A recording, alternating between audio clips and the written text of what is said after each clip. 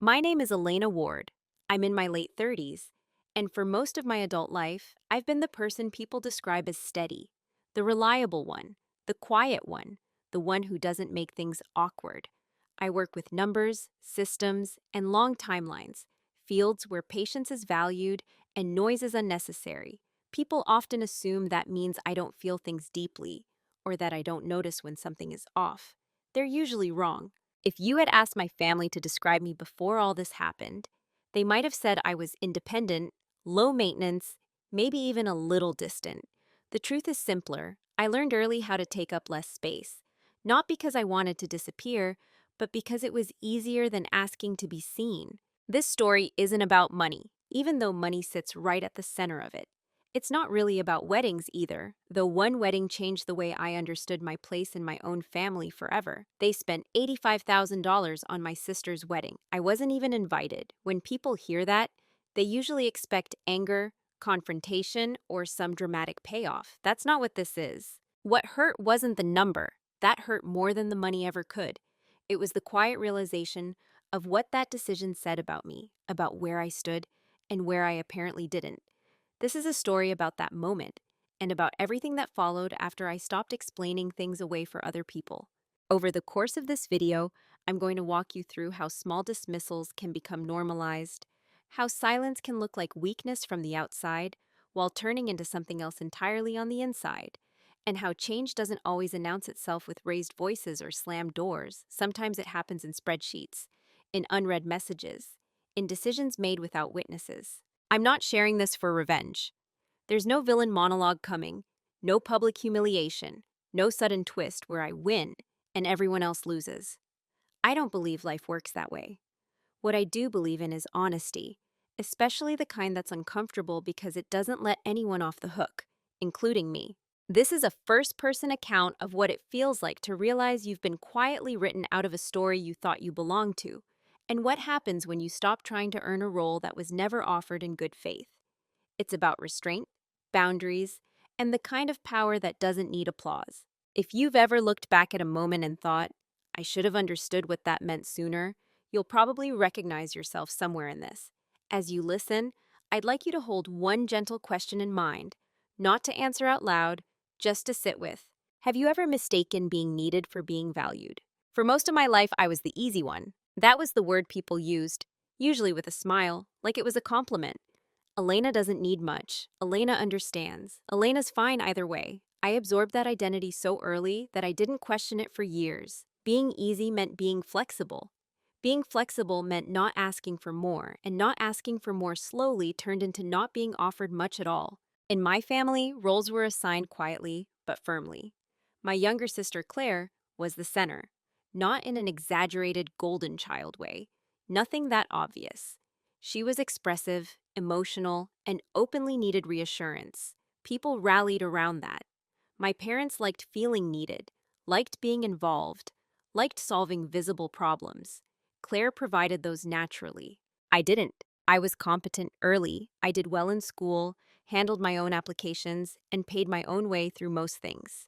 When I moved out, there was relief in the house, not because they wanted me gone, but because I didn't require follow-up.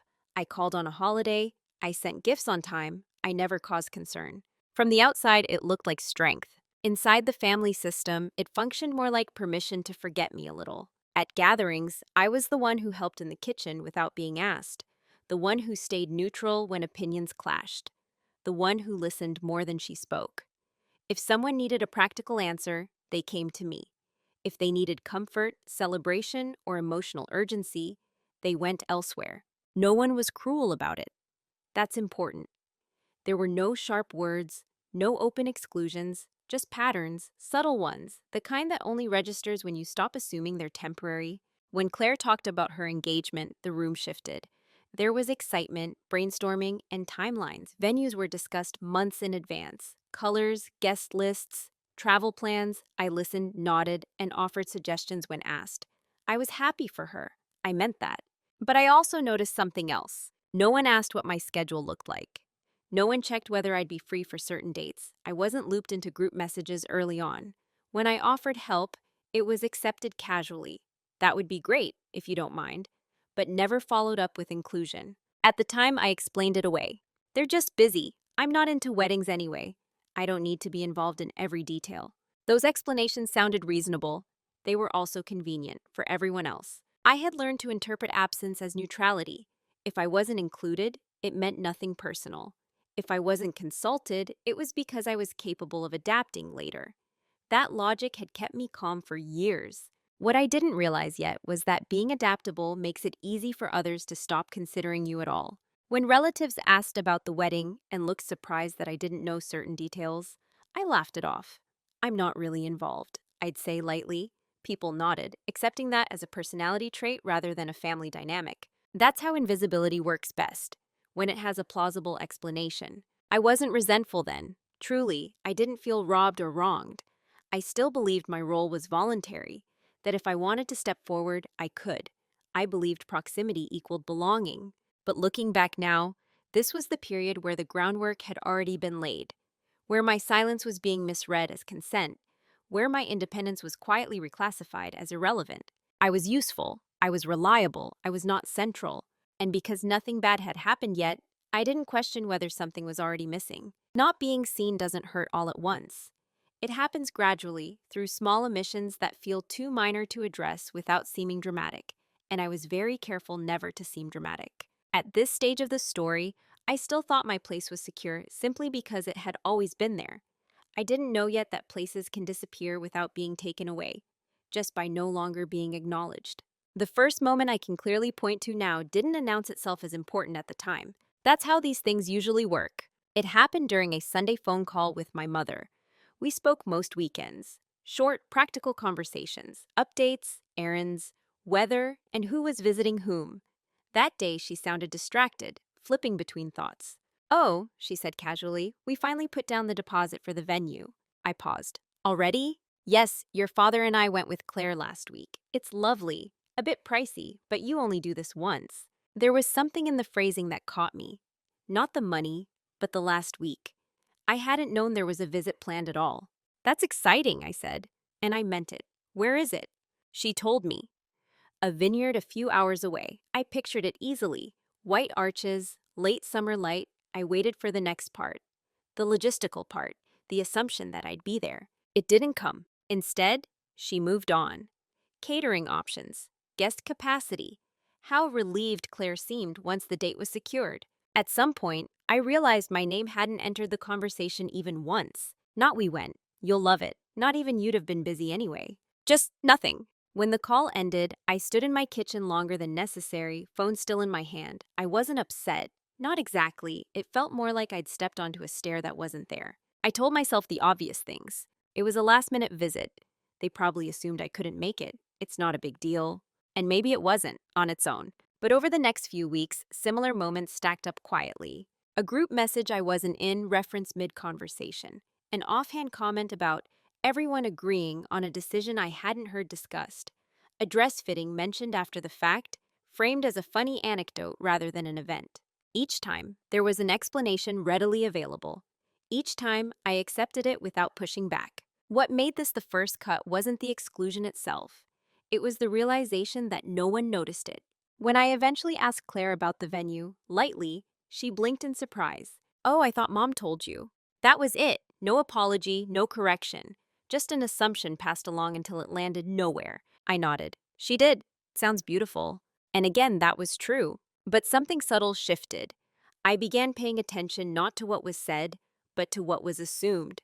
To the default mental picture they held of the wedding, and whether I existed in it. I started noticing language. "We decided."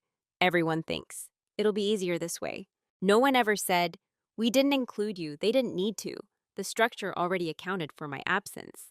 And here's the part that's hardest to admit. I helped maintain it. When plans were mentioned late, I adjusted.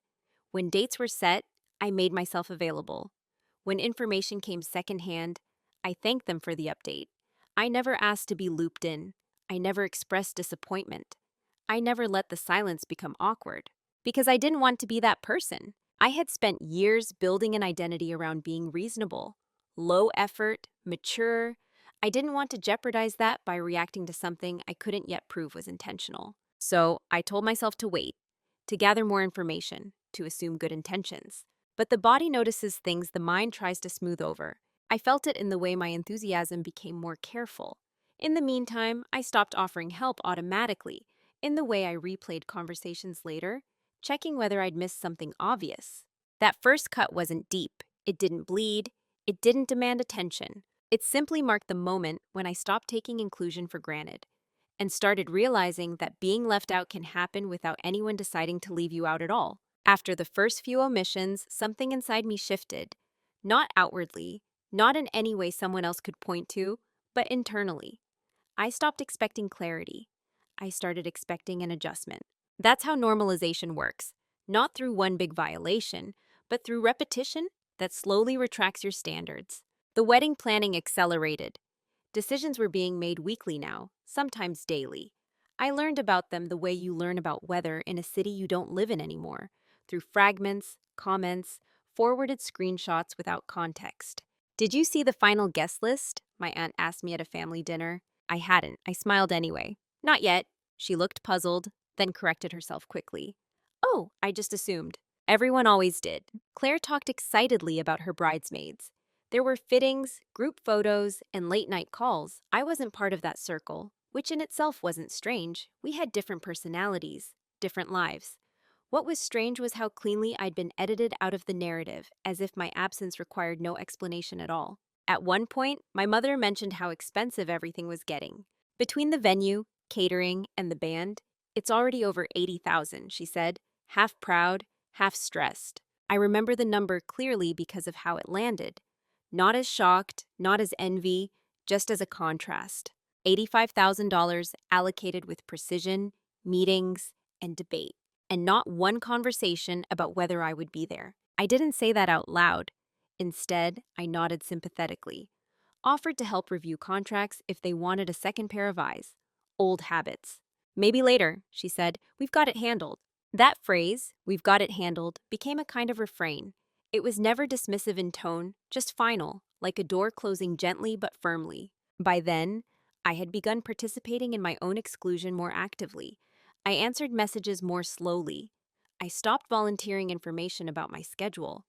When someone forgot to include me, I didn't correct them.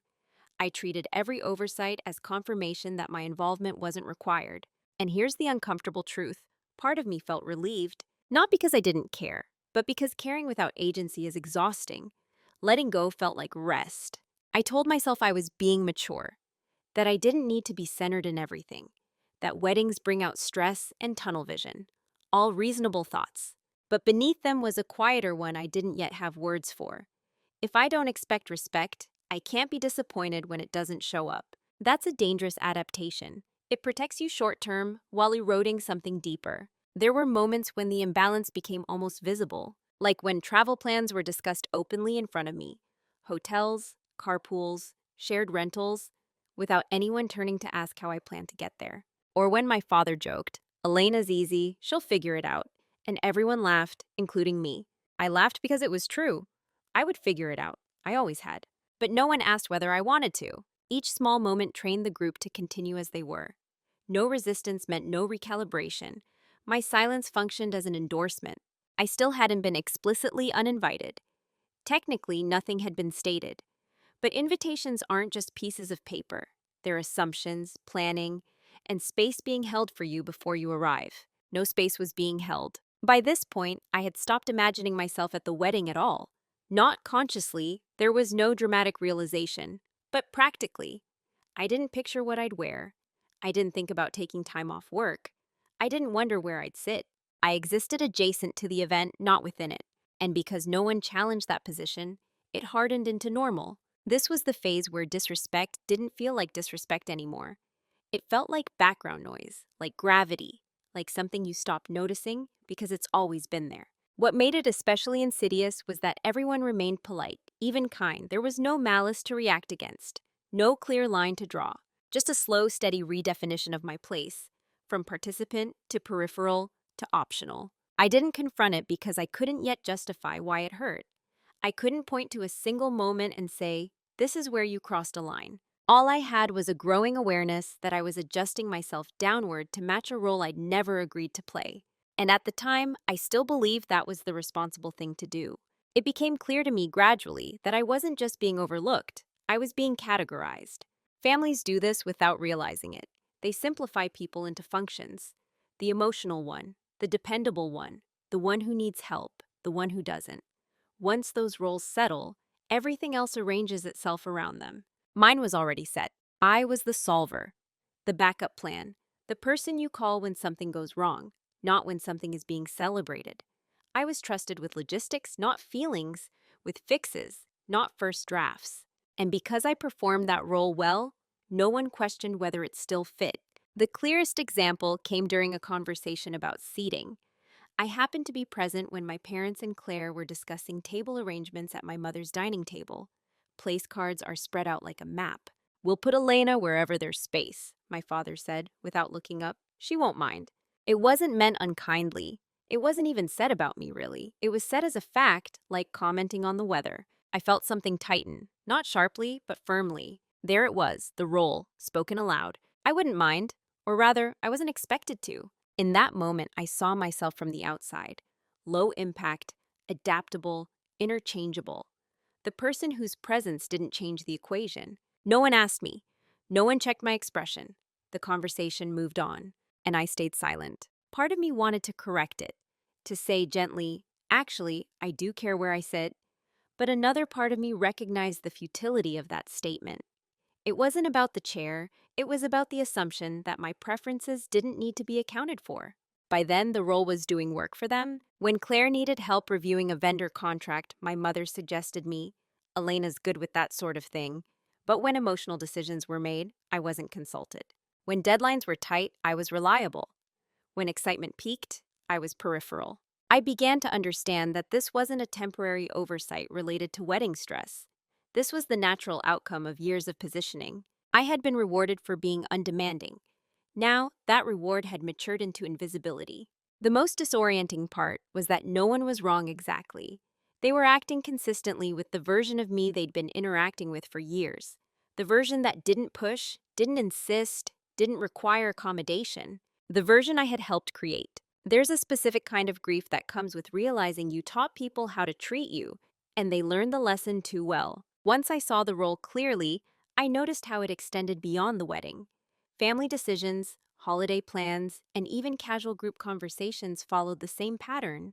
I was informed, not consulted, included when convenient, not when essential, and yet expectations of me remained high. If something fell through, I was the one expected to adjust.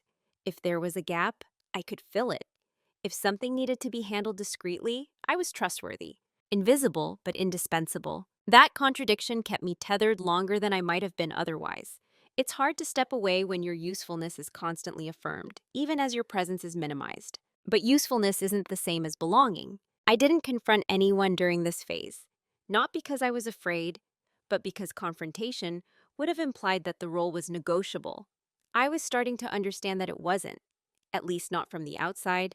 Any real change would have to come from me stepping out of it entirely. At this point in the story, nothing dramatic happened. No lines were crossed publicly. No arguments broke out. Life continued smoothly, efficiently. But internally, something had been named. I was no longer confused. I knew exactly who I was to them. And once you know that, you can't unknow it. The shift didn't happen during an argument. There was no raised voice, no confrontation, no moment anyone else would remember as significant. It happened on a Tuesday evening, quietly in my apartment while I was making tea. I had just come home from work. My phone was on the counter, face down, the way I'd started leaving it lately. Less out of intention, more out of fatigue. When I finally checked it, there was a message from Claire. A photo. She was standing in a white dress, not the dress, but close enough that I understood what it represented. The mirror behind her was crowded with smiling faces. Our mother, an aunt, two bridesmaids. Everyone leaned in, glowing. The caption read, "Almost there, can't believe this is really happening." I stared at the image longer than I meant to. Not because I wanted to be in the photo, not even because I wanted to be at the fitting, but because I hadn't known it was happening at all. Again, something in me finally stopped translating. Up until then, every omission had been processed through a filter of generosity. I had narrated their behavior for them, softened it, justified it, edited out the implications. That night, I didn't. I set the phone down. I poured the hot water. I watched the tea steep, the color deepening slowly, predictably. And a thought surfaced, fully formed without anger. They are not forgetting me. They are not overwhelmed. They are simply not including me. Once that sentence existed, everything rearranged itself around it. I sat at my kitchen table and replayed the last several months, not emotionally, but structurally. Who initiated contact? Who followed up? Who checked assumptions? Who benefited from my flexibility? The pattern was undeniable. This wasn't carelessness, it was efficiency. I had made myself so low maintenance that removing me from the process required no adjustment. No one had to manage my feelings, explain decisions, or make space. I had optimized myself out of relevance. And strangely, that realization didn't hurt the way I expected it to. It didn't collapse me or make me cry. It clarified something. I wasn't angry at them in that moment. I was done explaining, done waiting for cues that weren't coming, done preemptively accommodating people who weren't considering me in the first place. For the first time, I allowed myself to sit with the idea that my silence had costs, not just to me, but to the integrity of the relationships I was in. Silence had made things smoother, yes, but it had also made them less honest. That night, I didn't respond to the photo right away, not to punish, not to create tension, simply because I didn't feel compelled to perform enthusiasm on demand. That was new. I went to bed without replaying the message in my head, without drafting a reply that balanced warmth and distance just right, without monitoring how long it had been since I'd last responded. The shift wasn't visible from the outside. The next day, I still went to work. I still answered emails. I still spoke kindly to my family. But internally, a contract had ended. I stopped assuming my presence was implied. I stopped adjusting automatically. I stopped filling in gaps that hadn't been offered to me. And most importantly, I stopped waiting for a moment where someone would suddenly realize they'd been unfair. That moment wasn't coming. The shift was not a decision to confront. It was a decision to observe without intervening, to let things unfold as they naturally would if I stopped cushioning them. That's when silence stopped being passive. It became intentional. I didn't know yet where this would lead. I hadn't planned anything. I wasn't strategizing outcomes. I was simply no longer willing to participate in a dynamic that required my disappearance in order to function smoothly. That night, lying in the dark, I felt something unfamiliar. Not relief exactly, not resolve. Alignment. For the first time, my internal reality matched my external behavior. I wasn't pretending things were fine. I wasn't dramatizing them either. I was just present with the truth. And that changed everything. After that Tuesday, my silence felt different. Before, it had been reflexive, a habit shaped by years of smoothing things over. Now it was deliberate. I still didn't announce anything. I didn't set boundaries out loud. I simply stopped compensating. When conversations happened without me, I didn't ask for summaries. When plans were referenced that I hadn't been told about, I didn't pretend to already know. I let the gaps exist. At first, nothing changed. That's the part most people underestimate. When you stop overfunctioning, the system doesn't immediately collapse. It continues briefly, on momentum. People assume you're still there in the same way, just quieter. So my family kept going. Messages arrived sporadically, often framed as updates rather than invitations. Just so you know, FYI, language that positioned me as an observer. I acknowledged them politely, short responses, neutral tone. I was no longer filling in emotional labor or logistical support unless explicitly asked. And even then, I paused before responding. Not to be difficult, but to check whether I wanted to. That pause was everything. In the past, I would have said yes before finishing the question. Now I noticed how often my help was assumed rather than requested. When my mother asked if I could quickly look over a seating spreadsheet, I said I was busy and couldn't do it that week. There was a beat of silence on the line. "Oh," she said. "Okay, we'll manage." And they did. The world didn't end. The wedding planning continued. That realization was both sobering and freeing. They didn't need me. They were just used to me. That distinction mattered. As I pulled back, something else became clear. My silence was being interpreted the same way it always had been, as agreement. When I didn't react to decisions, they assumed approval.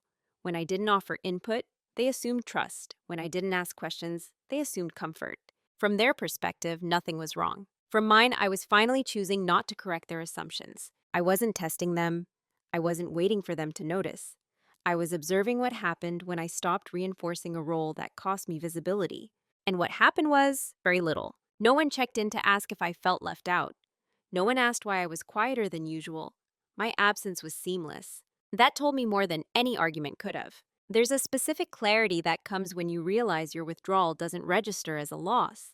It strips away any lingering fantasy that if you just explained yourself better, things would shift. They wouldn't. Lang kas indim. Not because they were malicious, but because the structure worked for them as it was. That's when silence stopped feeling like self-erasure and started feeling like data. Every unasked question, every unfilled gap, every decision is made without me. It was all information. I began documenting, not in a dramatic sense, but methodically. Dates, messages, financial references, casual remarks that revealed assumptions. I didn't know yet what I would do with any of it. I just knew I needed to stop relying on memory softened by emotion. And still outwardly, I remained calm. I attended family dinners. I smiled. I didn't bring up the wedding unless someone else did. I didn't complain to friends. I didn't seek validation. This wasn't about proving I'd been wronged. It was about understanding the system I was in clearly enough to decide my next move without illusion. My silence unsettled no one because it fit neatly into the role they already had for me. They mistook it for maturity, for detachment, for quiet support. They didn't see it for what it was, a boundary forming without announcement. I wasn't punishing anyone. I wasn't hoping to be chased. I was simply no longer making myself smaller to keep the peace. And in that space, something else began to take shape, something I hadn't anticipated. Clarity invites preparation. Once I stopped expending energy managing perceptions, I had the bandwidth to look closely at things I'd previously ignored, not emotionally, structurally. That was the beginning of a different kind of movement, one that didn't require anyone else's participation. And they never noticed it starting. What they never noticed was how much space silence creates when you stop filling it with explanations. Once I stepped back emotionally, my attention sharpened. Not in a paranoid way, not with suspicion, but with precision. I started seeing patterns I'd been too involved to notice before. When you're always accommodating, you're inside the machine. When you step aside, you can finally see how it runs. I noticed who initiated contact and when. I noticed how often communication flowed downward, never sideways. I noticed that information wasn't shared openly, it was filtered, curated, and released only when necessary. And I noticed something else, something that surprised even me. Money came up a lot, not just the wedding budget, though that number floated through conversations like a badge of honor, but broader financial references. My parents talked openly around me about accounts, long-term planning, and property arrangements. They always had. They trusted me with numbers, with details, with things that required discretion. They didn't trust me with emotion, but they trusted me with infrastructure. That mattered. I had spent years compartmentalizing those two forms of trust, assuming the second was compensation for the lack of the first. Only now did I understand that trust, in any form, is leverage, whether you choose to use it or not. So I started paying closer attention. I listened without commenting. I asked neutral, clarifying questions when appropriate. I reviewed documents I was casually CC'd on, not because I was expected to act, but because no one thought to remove me. I realized I was still present in systems, even if I was absent from celebrations. Family finances had grown organically over time. Accounts set up years ago, beneficiary designations never revisited, assumptions made and left in place because that's how it's always been. I wasn't snooping. I wasn't digging for secrets. I was simply seeing what had always been visible once I stopped assuming it was irrelevant to me. And the more I saw, the clearer something became. I was structurally embedded in ways no one had reevaluated, even as my emotional presence was quietly phased out. That contradiction fascinated me. They had unconsciously separated me into two people. The emotional Elena, optional. The functional Elena, reliable, trusted, assumed. And no one had noticed the risk in that division. I began organizing information the same way I organize projects at work, calmly, chronologically, without an agenda. I created a private record, not for confrontation, not for exposure, but for understanding. Dates, references, who knew what and when. There's power in knowing the full map while others operate from partial views. At the same time, I was also preparing internally, not plotting, not fantasizing outcomes, preparing myself for the possibility that clarity might require action later, and that action would need to be grounded, not reactive. I learned more about family law than I'd ever needed to before. Not because I suspected wrongdoing, but because I realized how often good intentions rely on outdated structures. I refreshed my understanding of financial entanglements, shared responsibilities, and silent assumptions that persist until challenged. All of this happened quietly, alongside ordinary life. From the outside, nothing had changed. I still showed up to dinners, I still asked about work, about health, about logistics. I was still polite, still calm. If anything, I seemed less involved, which everyone interpreted as me being busy or independent or simply not that invested in wedding excitement. No one connected my withdrawal to awareness. They didn't notice that I'd stopped volunteering reassurance. They didn't notice that I no longer smoothed over awkward pauses. They didn't notice that I'd become more precise with my words and more careful with my commitments. And they definitely didn't notice that I was no longer assuming alignment where none had been demonstrated. The irony is that I wasn't hiding anything. I wasn't being deceptive. I was just no longer narrating myself. When people are used to you explaining, clarifying, and contextualizing, your silence feels like nothing. Not secrecy, just absence. But absence can be strategic without being malicious. By the time I fully understood the leverage I held, not because of manipulation, but because of long-standing trust combined with neglect, I also understood something else. I hadn't been excluded because I lacked value. I had been excluded because my value didn't require presence. And that realization didn't make me bitter. It made me careful. Because when people underestimate your awareness, they rarely consider how prepared you might already be. They never noticed the moment preparation began. But it had, quietly, methodically, without urgency. Exactly the way I do things. The reveal didn't come with shock. There was no gasp, no racing heart, no cinematic moment where everything suddenly made sense all at once. It arrived the way truth often does when you've been paying attention for a while, quietly, almost politely, as if it had been waiting for me to be ready. I was reviewing a set of documents one evening, things I'd been looped into years ago and never removed from. Old emails, attachments that had followed me through inbox migrations. At the time, they'd seemed procedural, almost boring. Now, viewed through a different lens, they told a clearer story. I realized that while my emotional role in the family had diminished, my formal role had never been updated. Names stayed on accounts, responsibilities stayed implied, authority stayed assumed. No one had revisited these structures because no one had felt the need to. They trusted that I was stable, predictable, cooperative. And I was, but not unthinking. What I discovered wasn't scandalous. That's important. There was no fraud, no betrayal, no secret stash of money waiting to be exposed. What there was imbalance. I was still positioned as a point of continuity in family planning, financial, logistical, legal, while simultaneously being treated as peripheral in family life. Two realities running in parallel, never intersecting, because no one had questioned whether they should. The reveal wasn't about what I could do. It was about what I could stop doing. I saw clearly that my participation propped up systems that no longer reciprocated care or inclusion. My quiet reliability had allowed others to move freely without reassessing their dependence on me. And they weren't doing it maliciously. They simply hadn't needed to. That clarity brought no thrill, no sense of triumph, just calm. I remember sitting back in my chair and thinking, so this is the shape of it. Not anger, not vindication. Understanding. I didn't tell anyone what I'd realized. There was no reason to. Knowledge doesn't demand immediate disclosure. Sometimes its power lies in patience. Instead, I asked myself one question. If nothing changes, what am I consenting to by default? The answer was simple and sobering. I would be consenting to being foundational without being considered, to be responsible without being respected, to be included only where I was useful, not where I was wanted. Once you see that clearly, you can't pretend you didn't. That was the private reveal. Not leverage in the dramatic sense, but agency. The understanding that I was not as powerless as the emotional dynamic had made me feel, and that my silence had been misinterpreted as permanent compliance. I also saw the limits. I couldn't force inclusion. I couldn't make people reflect if they didn't want to.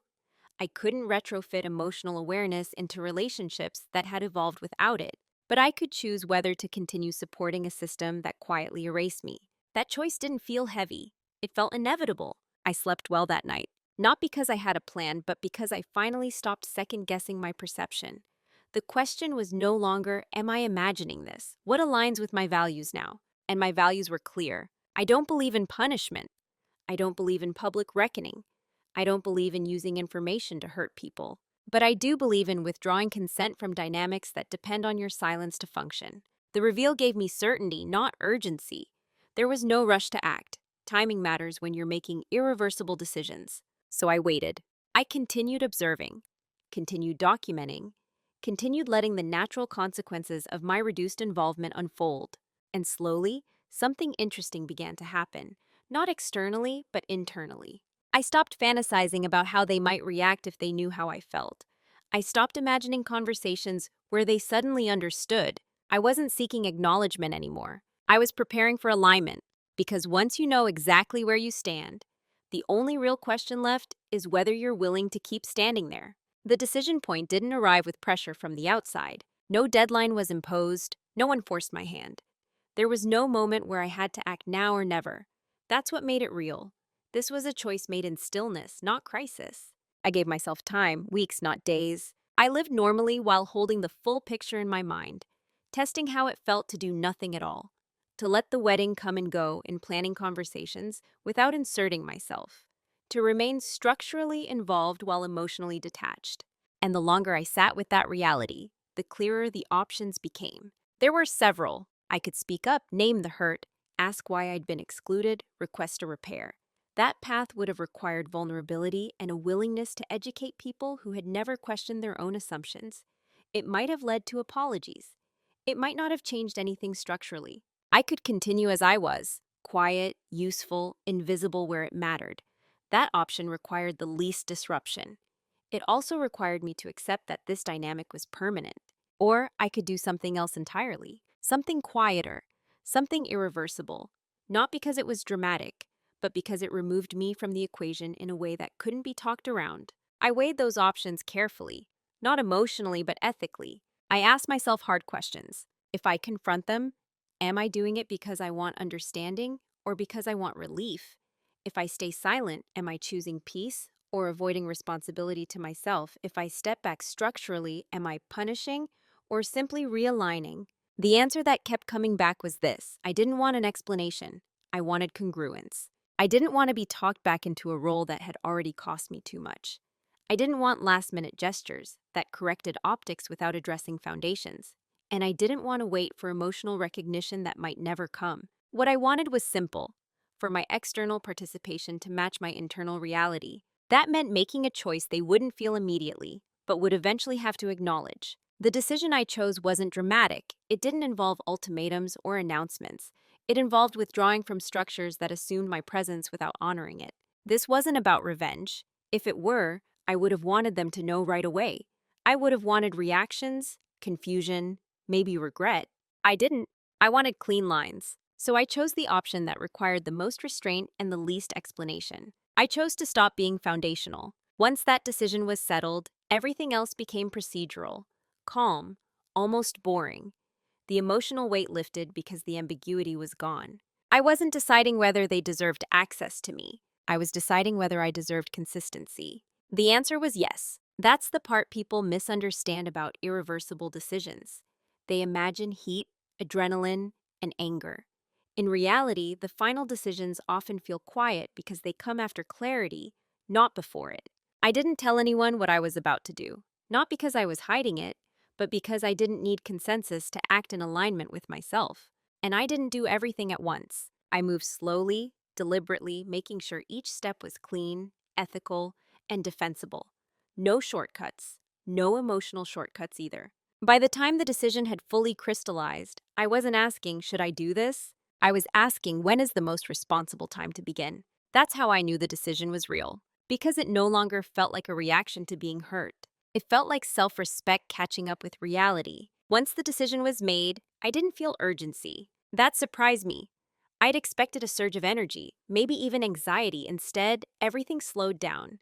When you're no longer trying to be seen or understood, there's no rush. You move at the pace of precision. I began disentangling myself the way I do any long-term project, step by step, with documentation and without drama. Nothing I did looked suspicious from the outside. That was important. I wasn't disappearing, I was repositioning. I started with boundaries that required no explanation. Availability changed. I stopped responding immediately.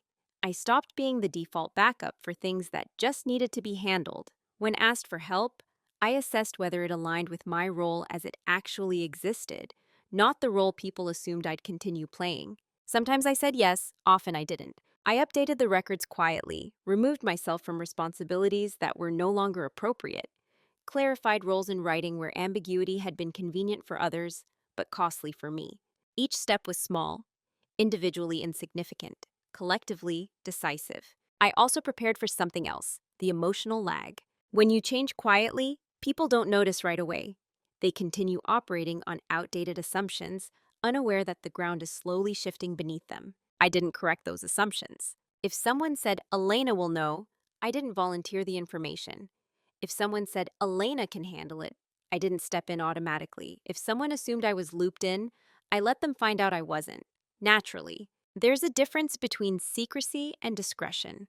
This was the latter. At the same time, I stayed impeccably fair. I didn't withhold information out of spite. I didn't obstruct. I didn't create obstacles. I simply stopped compensating. That's when silence became visible. Not to them, but to me. I noticed how much invisible labor I'd been doing for years. How often I'd been translating, buffering, anticipating needs that no one had articulated. Removing that labor felt like removing weight I hadn't realized I was carrying. And still, no one noticed. The wedding planning moved forward. Excitement peaked. Final payments were made. Conversations centered on logistics, seating, and travel. I was rarely mentioned. And when I was, it was in passing. An assumption, a placeholder. I let it stand. Because this wasn't about being recognized at the wedding. That ship had already sailed. This was about ensuring that once the wedding passed, I wouldn't be pulled back into the same role simply because it was familiar. Quiet change is durable change. I also prepared myself for the possibility of misunderstanding later. People often confuse boundaries with punishment when they weren't consulted in their creation. So I made sure that everything I did could be explained calmly, factually, without defensiveness, if it ever needed to be. But I didn't rehearse speeches. I didn't plan confrontations. I trusted the work. By the time the wedding date was close, my involvement had reduced to almost nothing.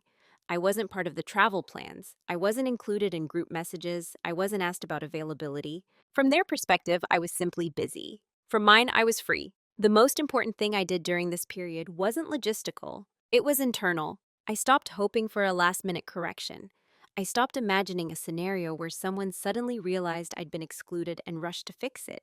Hope can keep you tethered long after reality has spoken. Letting go of that hope wasn't resignation, it was clarity. When the day came, I knew exactly where I stood. There was no confusion, no unanswered questions. And because I'd moved in silence, no one could accuse me of overreacting, escalating, or blindsiding them. I had simply stopped holding up a structure that no longer included me. The consequences of that choice hadn't arrived yet, but they were already in motion. Consequences rarely arrive all at once. They appear as small disruptions first. Confusion, inconvenience, a sense that something isn't quite where it's supposed to be. That's how it began. At first, it was subtle. A message from my mother, late one evening.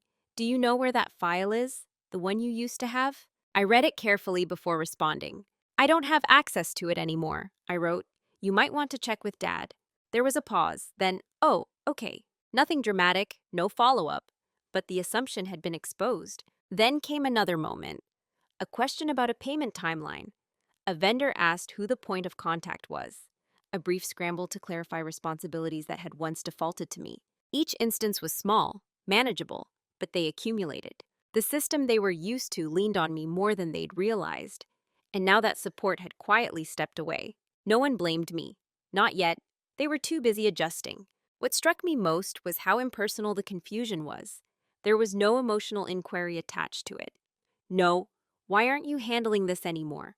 Just logistical recalibration. That told me everything I needed to know. The absence of my labor was noticed before the absence of my presence. Around the same time, the wedding happened. I wasn't there. I didn't make a statement about it. I didn't announce my decision. I simply wasn't included, and therefore, I didn't attend. On the day itself, I spent the morning working. In the afternoon, I went for a long walk. I cooked dinner for myself that evening quietly. I didn't post anything. I didn't check social media. I didn't ask how it went. And no one reached out to ask where I was. That fact landed with the finality I hadn't expected. Not in a painful way, but in a clarifying one. After the wedding, the tone shifted. There was relief, exhaustion, and decompression. And then slowly, the realization that certain things were no longer being handled automatically. Questions resurfaced. Do you still have that contact? Can you forward that document? Didn't you use to manage this? Each time I responded truthfully and briefly. No defensiveness, no explanations beyond what was necessary. I don't have that anymore. That's not something I'm involved in now. You'll need to handle that going forward. The language was neutral, factual, but neutrality can feel cold to people who are used to warmth on demand. I could sense the unease growing. Not anger, not yet, but disorientation. A sense that the rules had changed without a meeting. They hadn't. The rules had always been there. I had just stopped bending them. Eventually, the confusion gave way to discomfort. My mother asked carefully, "Are you upset with us?" I didn't answer right away, because the honest answer was complicated. I wasn't upset in the way she meant. I wasn't stewing or resentful. I wasn't waiting to unload a list of grievances. I was resolved. "I'm not upset," I said. "I've just made some changes." That wasn't the reassurance she wanted. The shift was beginning to register, not as a conflict, but as a loss of access. And loss of access is often the first consequence people feel when they've taken presence for granted. Still, no one apologized. No one reflected out loud. They were too focused on restoring functionality. They hadn't yet realized that what was missing wasn't a task or a file. It was consent, and once consent is withdrawn quietly, it doesn't return through confusion alone. The realization didn't come all at once for them. It arrived unevenly, in waves, and not always in the same order. Confusion had already settled in. Now it began to harden into something closer to panic, not loud, not obvious, but anxious and searching. They started trying to fix things, not the core issue, the surface. My mother called more often. Conversations stretched longer than usual, filled with updates I hadn't asked for. My father began looping me into emails again, almost automatically, as if restoring an old pattern would bring everything back into balance. Claire sent a message one evening that read, "Hey, haven't heard from you in a bit. Everything okay?"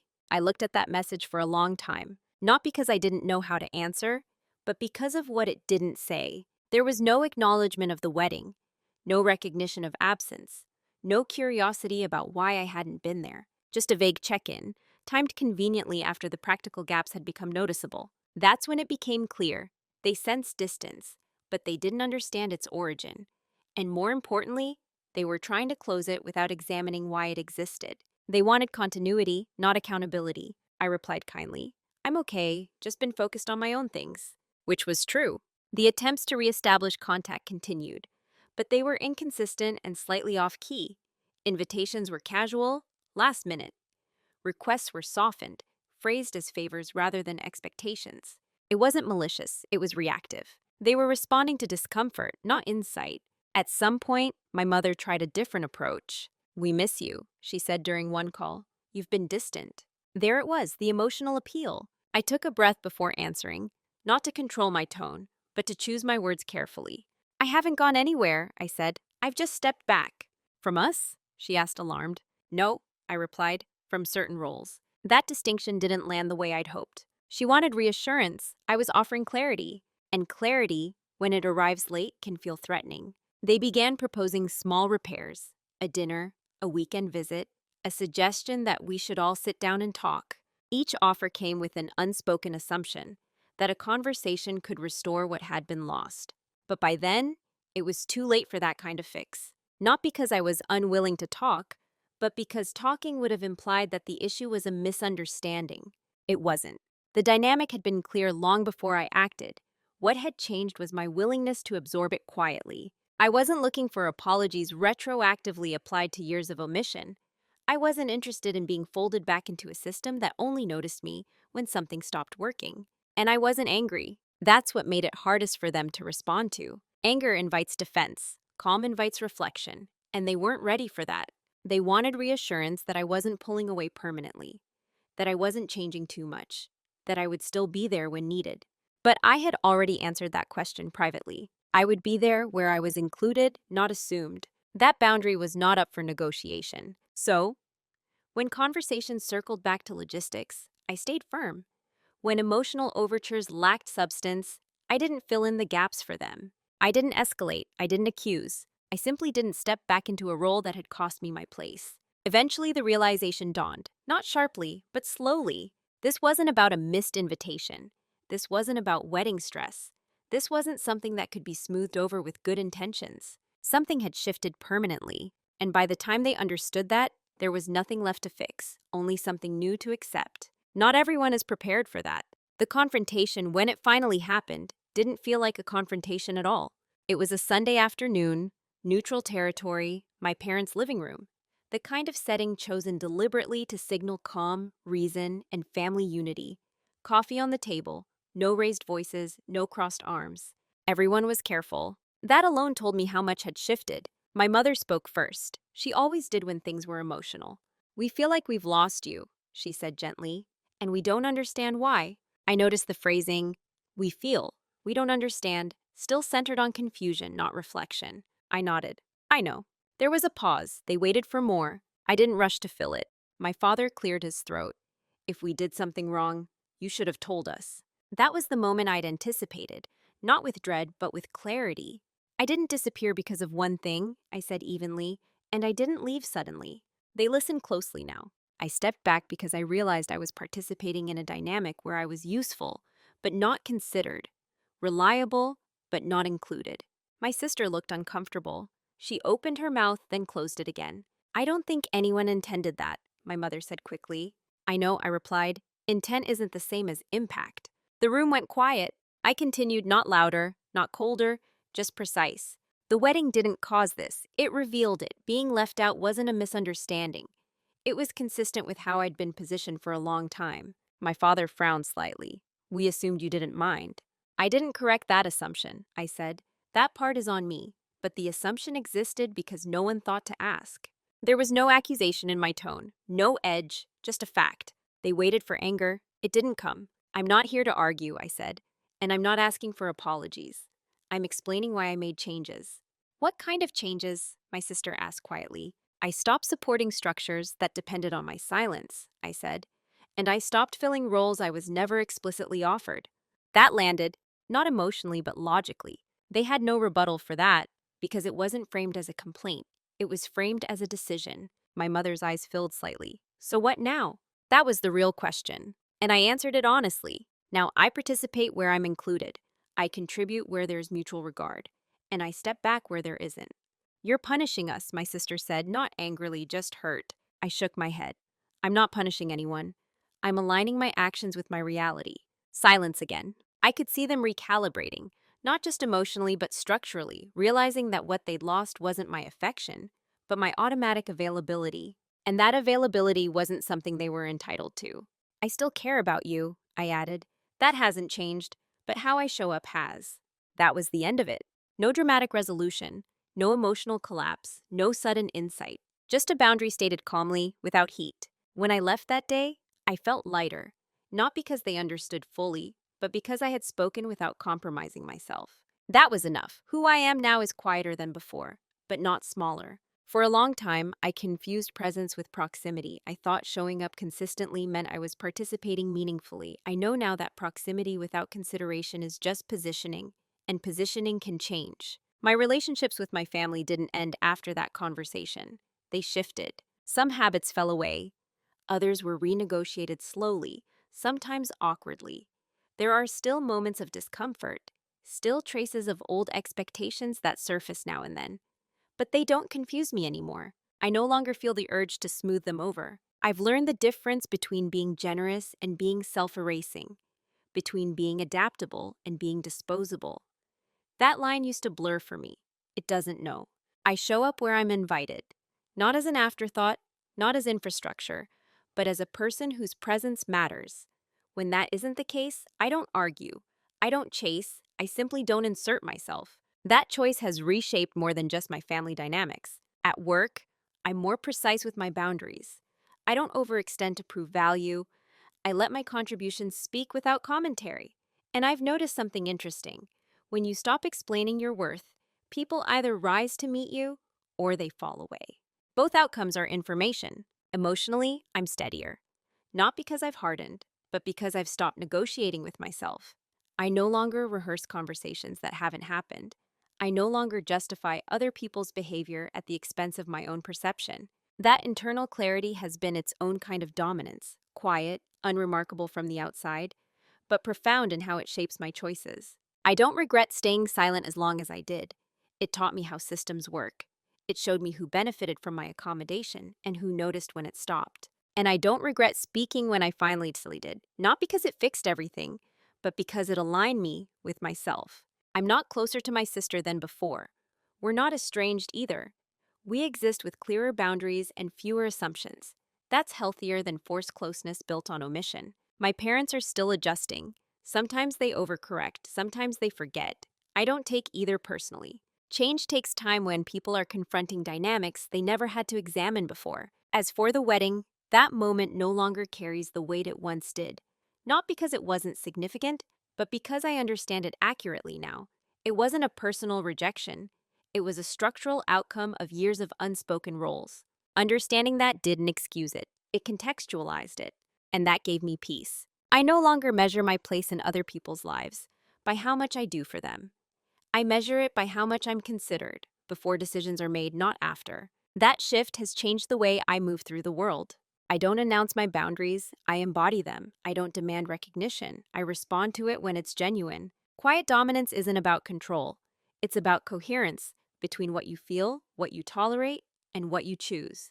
That's who I am now. Not louder, not harder, just clearer. I want to end this story where it actually began. Not with the wedding, not with the money, but with the misunderstanding at the center of it all. For a long time, I believed that being easy to deal with was a virtue that would eventually be rewarded. That if I stayed reasonable, adaptable, and undemanding, people would naturally include me when it mattered. What I learned is that people don't always exclude you because they don't care. Sometimes they exclude you because the system they're used to works without your voice in it. That realization changes how you interpret hurt. They didn't spend $85,000 on my sister's wedding instead of mine.